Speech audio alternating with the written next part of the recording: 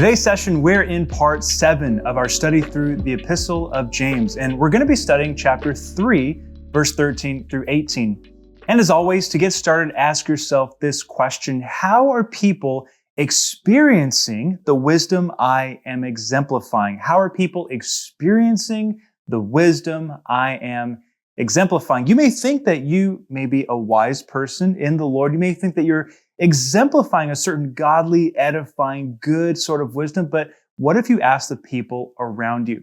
So, James is now going to go from the topic of speech to now wisdom. And here's an overview of the passage. In verse 13, we're going to get sort of an introduction to wisdom. In verse 14 through 16, we're going to see demonic wisdom. And then in our final two verses, verse 17 and 18, we see godly wisdom. With that said, let's now jump right into chapter 3, verse 13. So looking at our Bibles, James says, "Who is wise and understanding among you?" So this passage is for all of us, but especially if you consider yourself someone to be wise and mature. And we've covered this word wisdom before, coming from the Greek word Sophia. And some people have the question of what's the difference between knowledge and wisdom.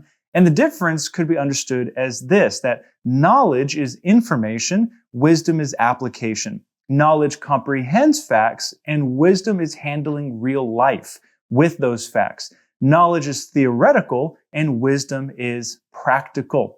It has been said, as you may have heard, that knowledge is knowing that tomato is a fruit, and wisdom is knowing that you don't put a tomato in a fruit salad.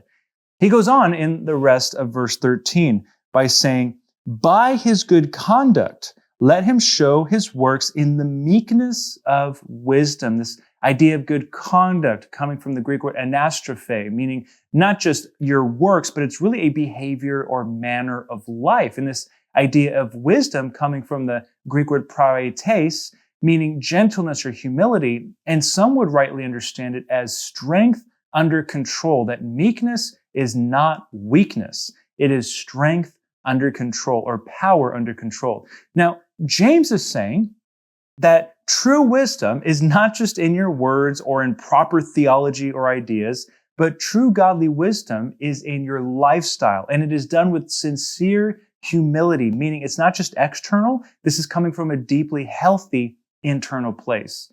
So now in verse 14 through 16, he will now explain demonic wisdom. This is the wisdom you don't want to be exemplifying in verse 14.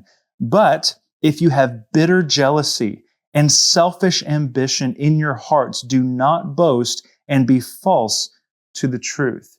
You know these kinds of people. They're bitter. They're always complaining, envious, selfish.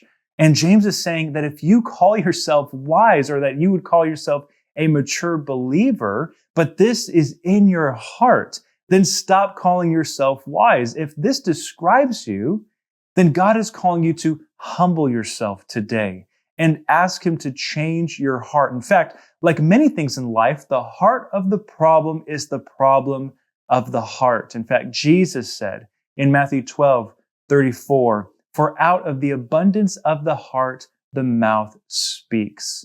So what is the abundance of your heart? What is filling your heart and your mind? He goes on in verse 15, in verse 14, "You have bitter jealousy, selfish ambition in your hearts. Do not boast and be false to the truth." Verse 15, "This is not the wisdom that comes from above, but is earthly, unspiritual, demonic. For where jealousy and selfish ambition exist, there will be disorder and every vile practice." Now, I want to encourage you to, at this moment, get really honest with yourself.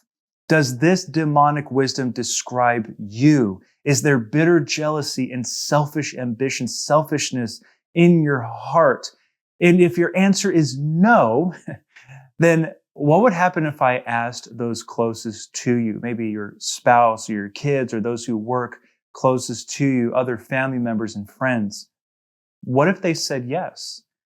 Would you get defensive and try to justify your behavior and say that everybody else is wrong and you're right? Or would you respond with humility, gentleness, a sense of openness? Would you respond with honesty? Would you respond with a genuine desire to grow in godliness. And before we continue, I encourage you to consider and pray the prayer of King David in Psalm 139, verse 23 and 24, where he says this, and I encourage you, make this your prayer as well on this topic.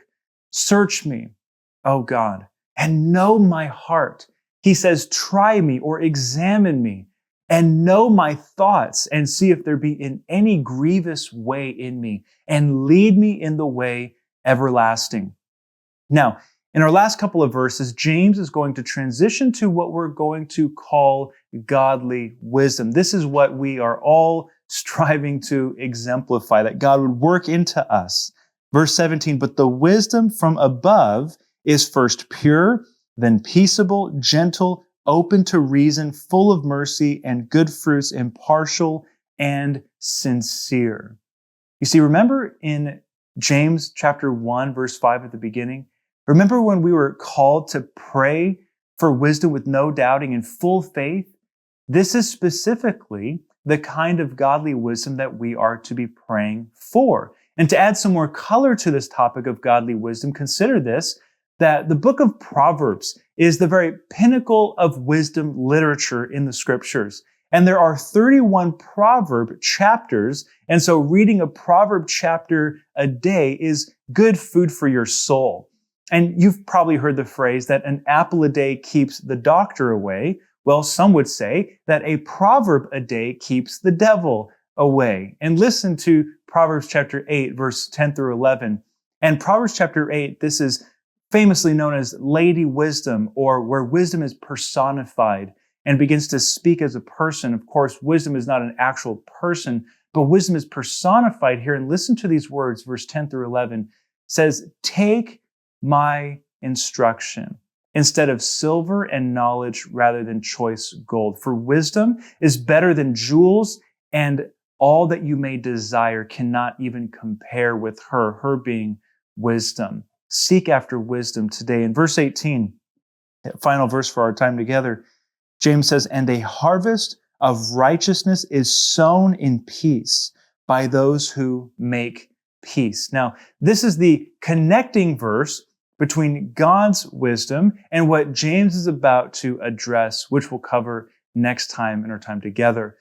And as we finish session 7 together, consider these final thoughts with regard to these final verses here, that what we are is what we live, and what we live is what we have reaped, and what we have reaped comes from what we have sown. So if we live in God's wisdom, we sow righteousness into peace, we reap God's blessing. But if we live in man's wisdom and we're sowing sin, and then we will reap confusion and everything, evil thing in our lives. So the question you need to ask yourself today is this: am I seeking demonic wisdom or godly wisdom?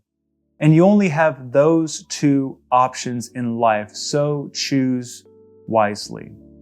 With that said, God bless you. I'm praying for you and I'm cheering you on as we follow Jesus together.